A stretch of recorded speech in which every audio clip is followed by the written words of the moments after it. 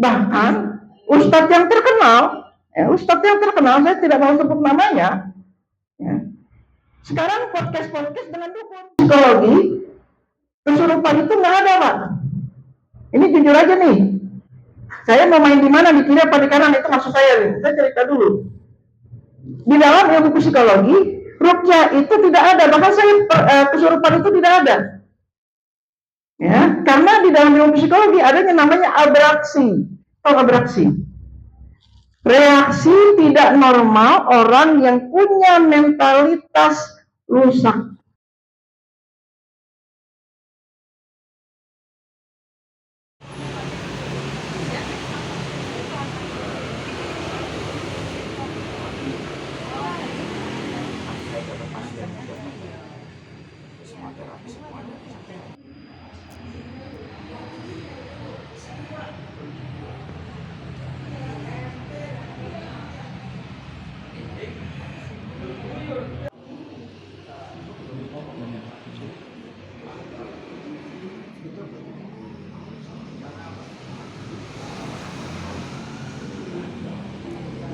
Warahmatullahi wabarakatuh. Alhamdulillah allazi bi ni'matihi tatimmu shalihat. Allahumma shalli wa sallim wa zid wa barik wa an'im ala abdika wa rusulika habibina wa nabina Muhammad sallallahu alaihi wasallam. Baik, alhamdulillah pada kesempatan kali ini ya, pada pagi hari ini kita duduk bersama ya. Kalau ilmi itu dikarenakan kebaikan Allah kepada kita ya. Dikarenakan apa? Allah menginginkan kebahagiaan untuk kita yang hadir di tempat ini. Insyaallah pada hari ini kita akan mulai perdana ya. Sebelumnya memang kita sering tapi dengan menggunakan dulu itu KRS namanya ya, Komunitas Ruqyah Syariah.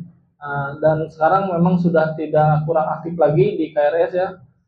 Sekarang kita membentuk yang namanya PRII, jadi Praktisi Ruqyah Ilahiyah Indonesia. Jadi memang yang di sini semua, insya Allah nanti setiap orang itu akan bisa menjadi ruqyah ya, peruqyah mandiri untuk keluarganya, untuk diri sendiri dan untuk umatnya. Baik, mohon maaf sebelumnya untuk waktunya ini agak sedikit diundur ya, karena sambil menunggu teman-teman yang sedang di jalan ya. Alhamdulillah untuk yang daftar kurang lebih 30-an ya, cuman ada yang memang berhalangan juga, ada juga yang masih di jalan ya. Jadi kita mulai saja. Jadi nanti insya Allah kita di sini untuk materi nanti dengan Ustaz Abu Azam ya dari Cilengsi. Kemudian kita lanjut nanti dengan ruqyah mandiri ya. Ruqyah mandiri itu dengan membuat air ruqyah ya, membuat air ruqyah untuk diminum, untuk diusapkan, untuk mandi, untuk ruqyah rumah atau tempat usaha. Kemudian lanjut lagi dengan ruqyah mandirinya dengan usapan dan tepukan ya. Selanjutnya terakhir ditutup dengan ruqyah berjamaah gitu ya. Nanti bisa setelah istirahat kita lanjut praktek ruqyah berpasangan ya, ataupun nanti yang memang ingin ditangani ya silahkan ya, nanti mengisi form ketika setelah selesai apa saja keluhannya ketika sedang di ruqyah masal atau ruqyah mandiri ya. Nanti kita bagikan kantong kresek dan yang lainnya ya. Insyaallah ini kita ruqyah ya, bukan tanpa kesurupan, bukan tanpa ini, minimal ya.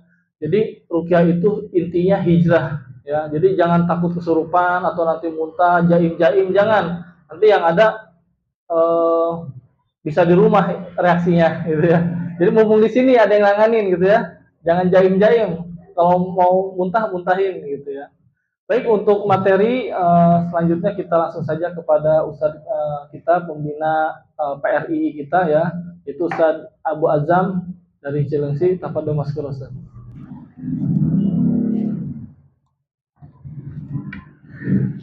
Assalamualaikum warahmatullahi wabarakatuh.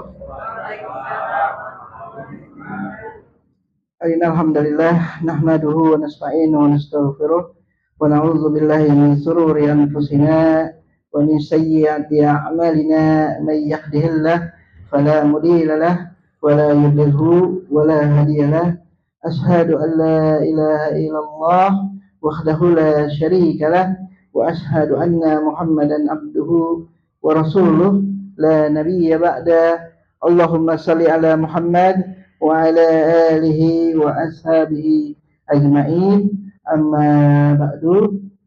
Puji dan syukur kehadirat Allah Ta'ala, salawat dan salam tak lupa tercurah kepada baginda Rasulullah Muhammad Sallallahu Alaihi Wasallam. Alhamdulillah di pagi hari yang indah ini ya, di tanggal berapa ini Pak?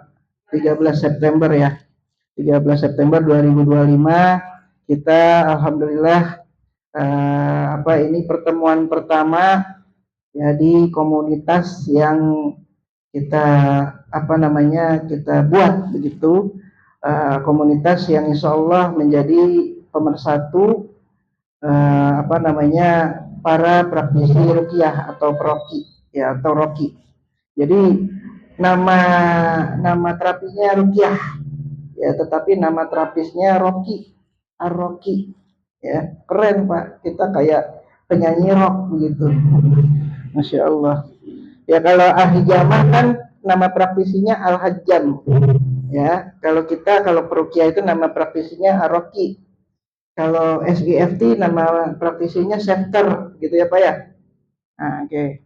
Nah, mengenai ruqyah teman-teman, buat yang kita sudah ada bukunya, ini modulnya. Jadi buat teman-teman yang saya tidak akan keluar dari modul ini. Jadi tapi memang ini infaknya teman-teman ya, harganya 25.000 ya, insyaallah. Jadi membantu juga untuk uang kas kita sebagai mendirikan organisasi baru ya. Latar belakang dari organisasi kita dulu ya, sebelum kita masuk ke dalam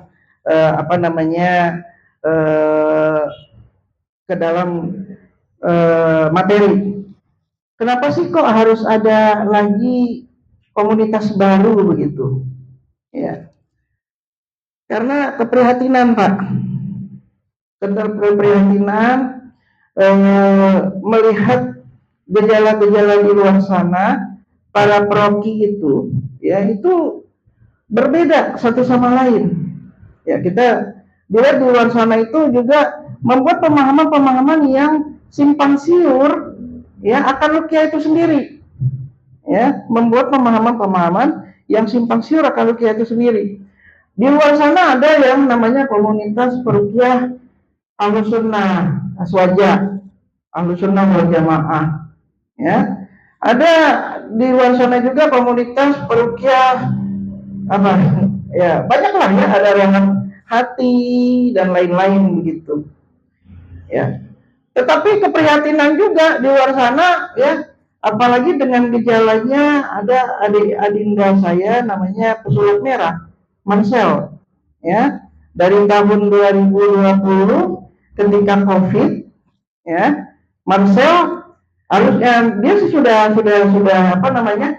buat dakwahnya sendiri tentang terapi begitu ya. Apalagi waktu itu ada Gus Samsudin Jadab ya, dakwah beliau ya, tetapi membuat fenomena baru di dunia wilayah ini sendiri ya. Maksudnya fenomena apa ya? Fenomena ada yang menyatakan bahwa ruqyah itu tidak perlu, nah gitu kan, ruqyah itu tidak perlu, bahkan santet tidak ada gitu kan, kiriman tidak ada gitu, saya boleh disantet. Nah, bahkan ada yang kemarin terkenal juga tuh yang yang kemarin kasus demonstrasi, Ferry Irwandi kan satu kampung dengan saya itu. Nah, Ferry Irwandi kan di tahun 2023 itu mengatakan gini, silakan santet saya, kalau misalnya bisa menyantet saya hadiahkan Innova. Nah, ada yang begitu Ya. Sehingga timbul perpecahan antar peruqyah. Ya, maksudnya gimana perpecahan antar peruqyah? Benar nggak ruqyah ini ada begitu? Benar nggak santet ini ada? Nah, gitu ya. Nah, inilah yang membuat kita sebenarnya prihatin. Bahkan ustadz yang terkenal, saya tidak mau sebut namanya, ya. Sekarang podcast dengan dukun. Nah, gimana ini? Nah, podcastnya dengan dukun. Nah, ini nauzubillah wa iyyazubillah. Nah, ini ya. Jadi berdasarkan di situ kita merasa perlu gitu ya menjawab kesimpang siuran, mengembalikan kembali ruqyah di apa? Di garis lurusnya. Gitu. Makanya saya berharap teman-teman yang ada di sini ya, ini menjadi cikal bakal praktisi ruqyah yang bisa meluruskan arti ruqyah. Bisa dipahami ya? Oke. Bercerita tentang ruqyah ya. Alhamdulillah ruqyah ini banyak ya menjadi bahkan saya walaupun mohon maaf dikenal sebagai terapis fisik. Itu saya memang terapis fisik Pak. Jadi saya nama kunyahnya Abu Azam. Tetapi di luar sana saya dikenal si Butong. Ya, terapis TCM, Traditional Chinese Medicine. Oke. Saya pernah kuliah di psikologi. Nah, ini uniknya nih. Saya pernah kuliah di psikologi. Di dalam ilmu psikologi, kesurupan itu nggak ada, Pak. Ini jujur aja nih. Saya mau main di mana, di kiri apa di kanan, itu maksud saya nih. Saya cerita dulu. Di dalam ilmu psikologi, ruqyah itu tidak ada. Bahkan saya kesurupan itu tidak ada. Ya, karena di dalam ilmu psikologi adanya namanya abraksi. Tahu abraksi? Reaksi tidak normal orang yang punya mentalitas rusak. Itu abraksi. Reaksi tidak normal orang yang punya mentalitas rusak. Ada permasalahan mentalitas yang membuat emosionalnya terganggu sehingga terjadilah reaksi yang tidak normal. Itu yang namanya abraksi. Maka bisa dijawab begini. Kalau dalam ilmu psikologi, kalau ada orang yang nangis-nangis, histeria, tidak sadar diri, ini bisa dianggap gangguan kejiwaan. Kita sebut namanya skizofrenia. Ini di dalam ilmu kejiwaan ya, walaupun saya lahir daripada terapi fisik, ini sekedar cerita dulu ya. Walaupun saya lahir dari terapi fisik, alhamdulillah 70% pasien saya adalah orang yang punya masalah kejiwaan. 70% pasien saya orang yang punya masalah kejiwaan. Bahkan alhamdulillah saya diuji, diberi kenikmatan oleh Allah Ta'ala. Istri-istri saya itu adalah orang-orang pasien saya, Pak. Mungkin di sini ada yang tahu istri saya itu mantan skizofrenia. Maksudnya gimana sih, Bu? Wah, dia kalau lihat saya, Pak, dulu di belakang saya itu ada malaikat berjubah putih dengan sayap berwarna hitam, tanduknya panjang, ada apinya. Nauzubillah. Benar. Nanti kalau misalnya saya orangnya nggak datang, tapi kalau misalnya mau diwawancara, bisa tuh. Itu istri saya tuh. Lah itu jin yang melihat di belakang saya. Itu jin atau delusionalnya dia? Itu jin atau delusionalnya dia? Delusi tahu. Jadi ada perbedaan Pak antara halusinasi dan delusi. Ilusi itu imajinasi, itu ilusi. Sesuatu yang tidak nyata namanya ilusi. Ilusi itu dibagi dua, halusinasi dan delusinasi. Halusinasi itu sesuatu yang sifatnya dia tahu dia berimajinasi, jadi dia tahu dia berimajinasi, itu halusinasi. Tapi kalau delusinasi, orangnya nggak tahu bahwa dia berilusi. Jadi yang dianggap itu nyata. Nah, sama nggak dengan orang yang punya indigo? Sama nggak, Pak? Sama nggak? Bisa sama, bisa beda. Kalau kita tidak bisa membedakannya, bisa dipahami, Pak. Saya mau cerita lagi. Ini kejadian nyata. Ya, saya tidak mau nyebut nama, tapi kalau misalnya perukia zaman dulu pasti paham orangnya siapa. 6 bulan yang lalu, ini cerita nyata ini. 6 bulan atau sekitar 1 tahun yang lalu, saya ditelepon, Pak. Ditelepon, ini kejadian nyata, ini sebelum masuk materi ya. Biar kita, kenapa sih kok simpang siur apa gitu ya. Saya ditelepon, Pak. Maghrib, ditelepon. Alhamdulillah saya lagi di pos Bojonggede. Maaf, saya posnya banyak, Pak. Ya maaf nih, posnya banyak. Ada pos Cilengsi, ada pos Bojonggede, Cilengsi ada Cilengsi Al-Fatah, ada Cilengsi Roja. Itu orang jamaah muslimin apa orang salafi gitu ya. Ya saya menyampur-nyampur gitu. Oke, bismillah. Saya ditelepon, saya lagi di pos Bojonggede maghrib. Halo, assalamualaikum Ustadz. Waalaikumsalam warahmatullahi wabarakatuh. Tolong Ustadz, saya pengen Ustadz datang ke rumah saya. Pengen datang ke rumah saya. Di mana, Bu? Di Pitara. Saya nggak mau nyebut nama, tapi saya nyebut alamat. Di Pitara, atau Pitara, Pak? Pitara itu di Depok. Nah, yang arah dari kalau Bojonggede mau ke Pondok Labu itu pasti lewat Pitara. Halo Ustadz, saya di Pitara. Oh, dekat dengan rumah saya di Bojonggede. Tadinya kalau misalnya saya di Cilengsi, saya tolak. Tetapi karena saya di Bojonggede, dekat, Pitara itu cuma setengah jam. Oke Bu, saya nanti datang pada Isya. Kenapa Bu? Nanti saja saya ceritakan di rumah. Saya datang ke rumah, alhamdulillah bawa istri saya yang punya penyakit skizofren itu, mantan penyintas skizofrenia. Ya, penyintas skizofrenia, jadi udah sembuh. Alhamdulillah sudah saya tutup. Nah, sudah saya tutup, berarti udah ngerti ya maksudnya ya. Saya datang ke tempat itu, kaget Pak. Ketika parkir saya baca rumah syariah. Saya kaget dong. Ini kejadian nyata, rumah syariah, rumah ruqyah syariah. Mohon maaf, rumah ruqyah syariah. Saya kan bingung. Loh, kok saya dipanggil dalam hati saya ya ketika mau parkir kendaraan saya, loh kok saya dipanggil ke markas macan. Katanya saya suruh meruqyah. Bisa dipahami ya Pak ya? Oke, saya datang, saya duduk, assalamualaikum, waalaikumsalam. Uminya yang menyambut saya, uminya. Ya memang yang nelpon uminya. Nah, waktu itu yang peruqyahnya adalah si abinya, suaminya si Umi itu. Abinya itu dalam keadaan sudah posisi stroke.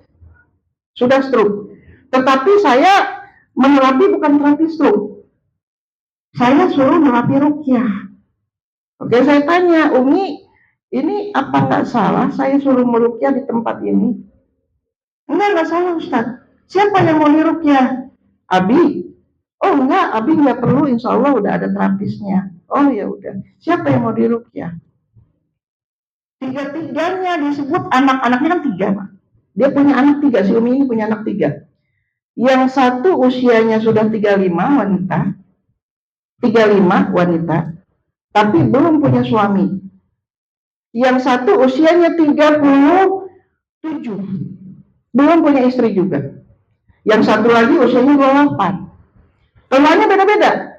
Yang wanita belum punya suami, yang 37 suka bicara sendiri, bahkan diduga indigo, bisa melihat di WC, bisa melihat sesuatu, ngobrol, marah-marah, teriak-teriak dengan apa yang dia lihat.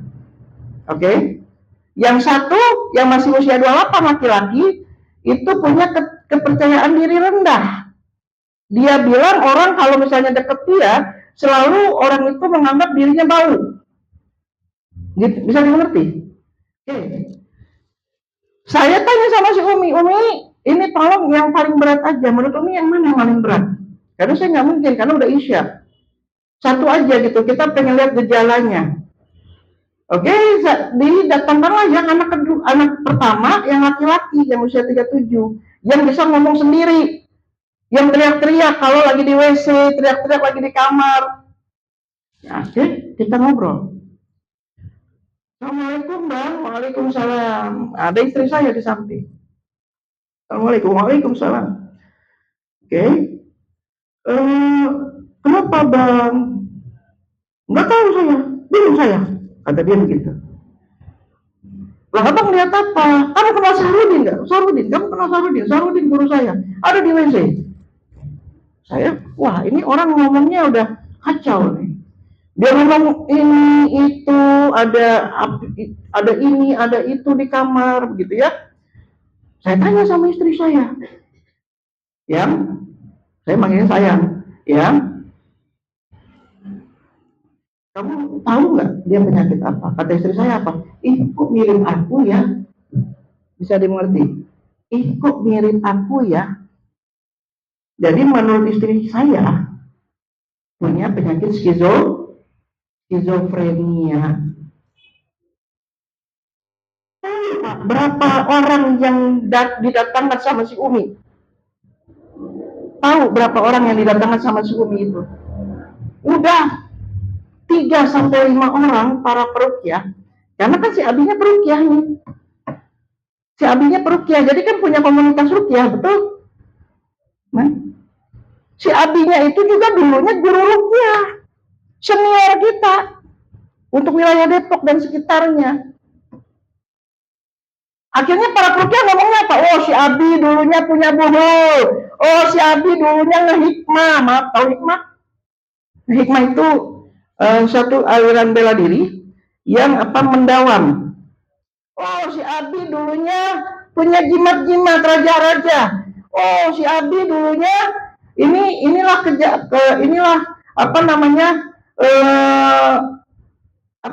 buah dari apa yang Abi lakukan. Ketika si Abi stroke, anak-anaknya begini semua. Tetapi kan nggak sembuh-sembuh di ruqyah. Ya itu bisa dimengertinya. Akhirnya apa? Yang saya coba, oh Umi, afwan, Umi dengar sendiri kan kata istri saya, anak Umi punya penyakit skizofren, bukan indigo, bukan permasalahan metafisik, bisa dipahami. Alhamdulillah, sekarang delusinya sudah mulai berkurang. Pakai apa? Pakai ruqyah juga. Pakai ruqyah juga, cuma niat kita sebagai seorang peruqyah bukan untuk menghilangkan jin, bisa dipahami. Untuk menghilangkan traumatiknya, untuk menghilangkan permasalahan kejiwaannya, bisa dipahami, Pak. Jadi yang harus teman-teman luruskan terlebih dahulu bahwa ruqyah itu bukan hanya permasalahan metafisik, bukan hanya permasalahan jin. Bisa dipahami, Pak? Bisa dipahami. Bahkan saya bisa mengatakan ruqyah itu hampir sama dengan hipnoterapi. Hampir. Yang dimainkan adalah kejiwaan, sugesti, mindset. Bisa dipahami, Pak? Oke, kita masuk ke materi ya. Bismillahirrahmanirrahim. Kita masuk ke materi. Jadi teman-teman karena mendengar cerita saya, kita harus tahu definisi ruqyah. Ya, definisi ruqyah. Ya, nah. Jadi secara bahasa ruqyah itu artinya bacaan, doa, mantra, ya atau jampi-jampi, ya dalam istilah syariatnya. Ya, kemudian ruqyah Kita bedakan apa itu ruqyah ilahiyah. Ya. Ruqyah ilahiyah adalah bacaan ayat-ayat Al-Qur'an, doa atau zikir yang Rasulullah Shallallahu Alaihi Wasallam gunakan sebagai sarana memohon kemudian kesembuhan kepada Allah Taala dari berbagai macam penyakit. Jadi bukan hanya untuk penyakit metafisik, Pak. Rasulullah SAW ketika orang datang sakit perut, Rasulullah bisa bekam nggak? Saya tanya kalau teman-teman kan terapi semua ini. Rasulullah bisa bekam nggak? Tidak, Pak. Rasulullah tidak ada bisa bekam, nggak ada. Rasulullah mendatangkan ahli bekam. Rasulullah mendatangkan ahli bekam. Ada yang namanya Abu Rimsah, dokter. Bukan Rasulullah yang membekam. Rasulullah datang orang sakit ke tempat beliau datang. Orang sakit perut aja datang ke tempat Rasul. Tetapi Rasulullah hanya memberikan bacaan ruqyah. Jadi bukan hanya permasalahan kepelet, kesantet, ya, enggak, bukan itu, Pak. Semua macam penyakit harus diruqyah, baik yang lahiriah maupun yang batiniah. Ya, jadi ini persepsinya harus diluruskan dulu. Jadi semata-mata teman-teman itu meruqyah, ya, teman-teman meruqyah hanya untuk orang yang punya permasalahan metafisik. Tidak. Kalau nanti teman-teman kan di sini banyak terapis ya. Ada yang refleksi baca ayat ruqyah. Ada yang membekam baca ayat ruqyah. Ada yang akupuntur pakai ayat ruqyah. Bahkan saya mohon maaf, Pak, jarum saya itu saya bacakan ayat ruqyah. Jarum, ya, sebelum saya mengakupuntur orang, saya beli jarum akupuntur itu saya ruqyah dulu, Pak.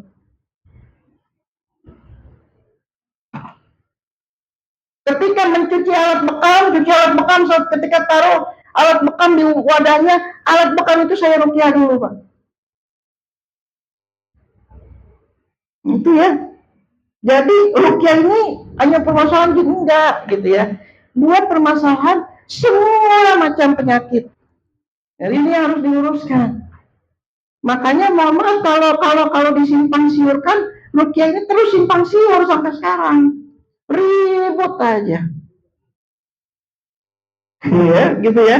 Oke, kita bedakan ya. Ibnu Hajar Al-Asqalani pernah berkata, ruqyah adalah doa yang dibacakan untuk orang sakit berupa permohonan perlindungan dari sesuatu yang dikhawatirkan dengan membaca ayat Quran dan doa-doa yang diajarkan oleh Nabi Shallallahu Alaihi Wasallam.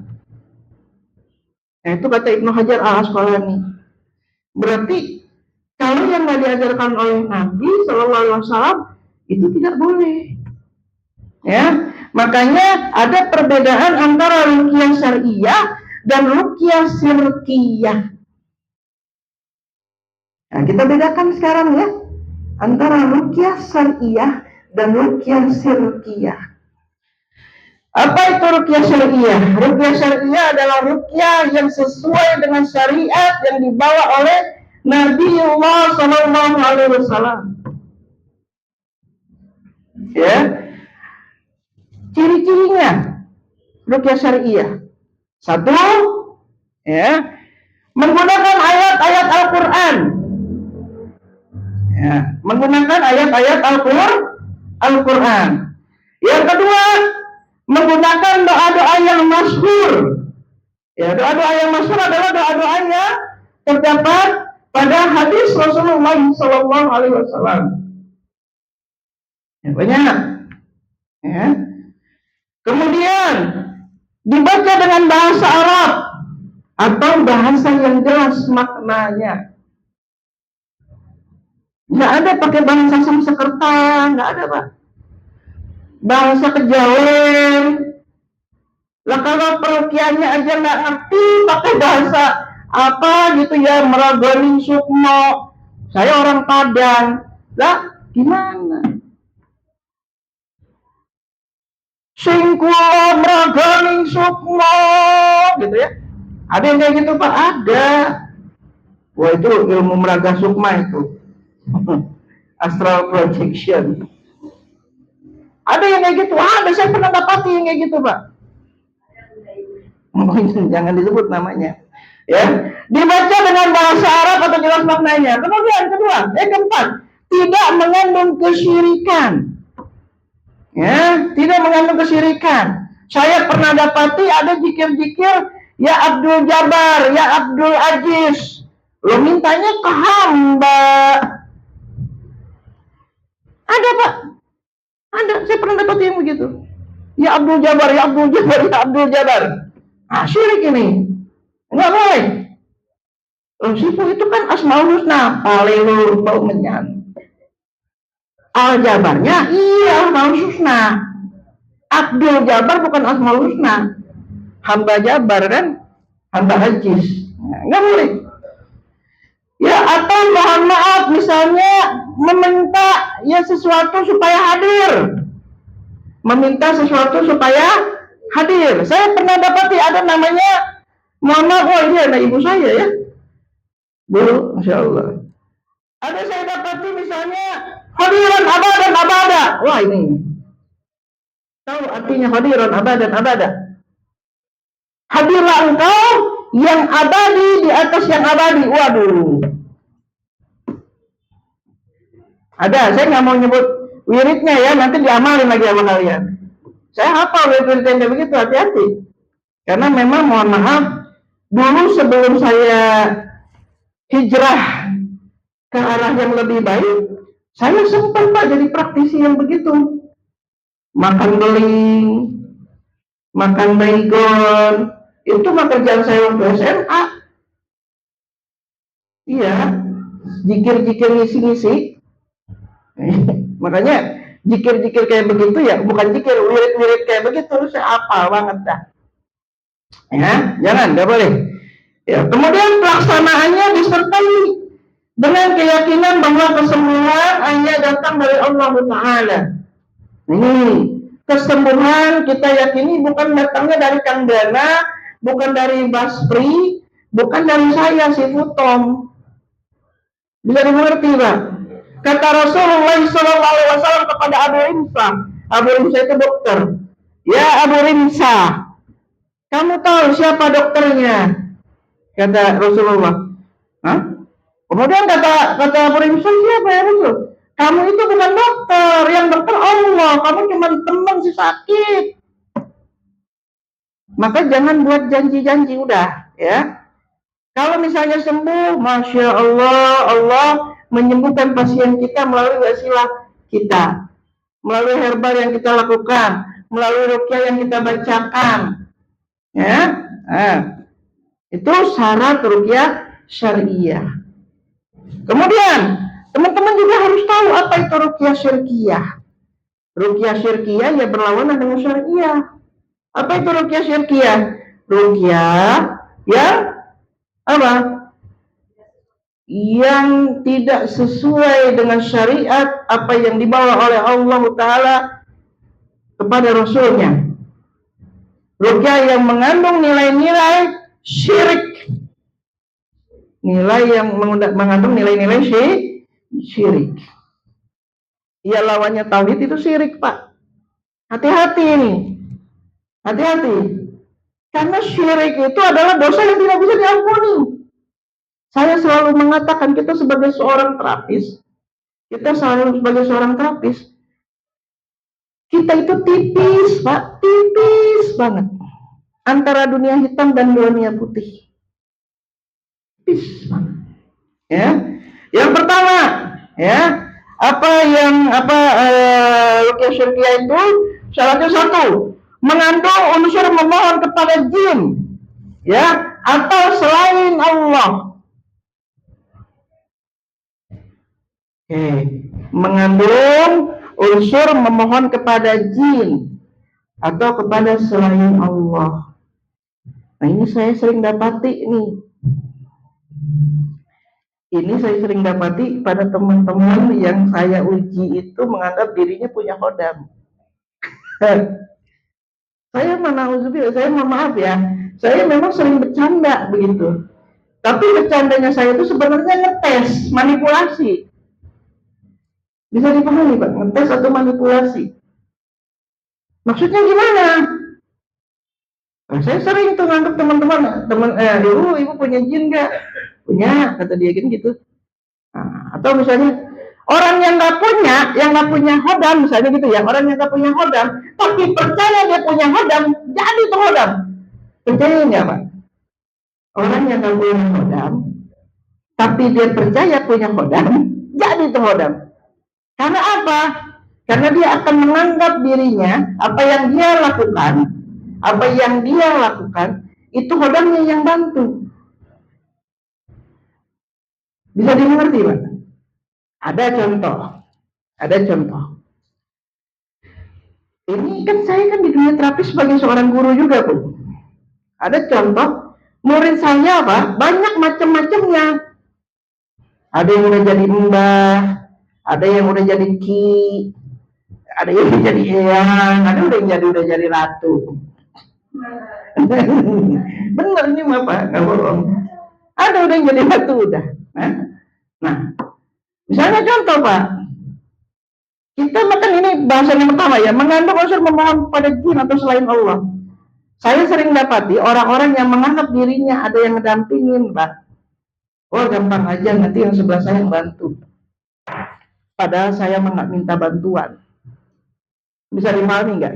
Dari situ saja, dari kalimat itu saja, dia menganggap dirinya sudah dibantu. Berarti apa? Sudah masuk kategori yang ini Pak. Bisa paham Pak? Bisa dimengerti nggak nih? Walaupun dia tidak meminta bantuan, tetapi dia menganggap di sebelahnya sudah bisa membantu dia ketika memijat, ketika memekam, ketika mempasdu, ketika menerapi orang.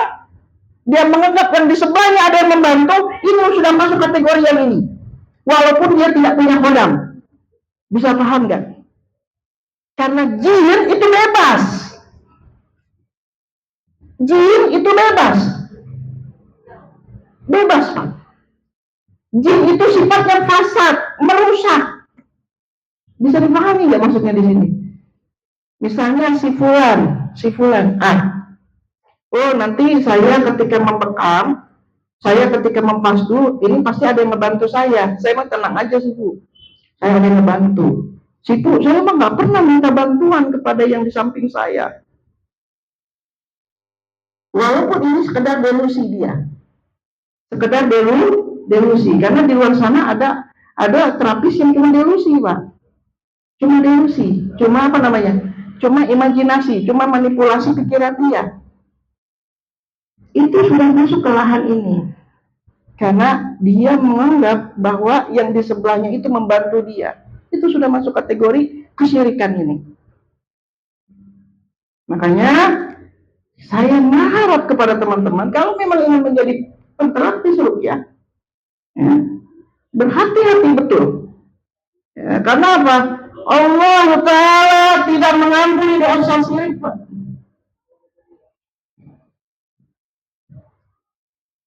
Ya, yang kedua, menggunakan jimat, menggunakan raja atau mantra yang tidak jelas. Raja atau raja Pak? Ada bedanya jimat sama raja. Jimat, raja itu beda. Kalau raja itu sesuatu yang ada tulisan. Ya, nanti kita lihat di belakang buku ini tuh ada bentuk-bentuk raja. Biasanya dibentuknya seperti sabuk. Saya mesti berharap ada yang datang kemarin tuh menunjukkan kepada saya sebuah sabuk. Saya bilang simpen, nanti hari Sabtu bawa. Nggak boleh. Ya, ada tulisan-tulisan ditaruh di sabuk, ya tulisannya juga mohon maaf. Bukan tulisan Al-Quran, bukan hadis Rasul, bukan doa-doa. Ya tulisannya ngacak, ada jim, hakodal, jalroja, ya huruf ikra, itu ditulis pakai tinta emas. Ya ampun. Ya nggak boleh, ya. Atau mantra-mantra yang nggak jelas ya kayak tadi tuh. Ya manunggaling kaula Gusti. Ingkung monggo sukmo. Nah itu nggak boleh. Ya. Ingsun, saya nggak ngerti ingsun itu apa tuh. Ingsun tuh saya artinya Pak. Saya bukan yang ngerti.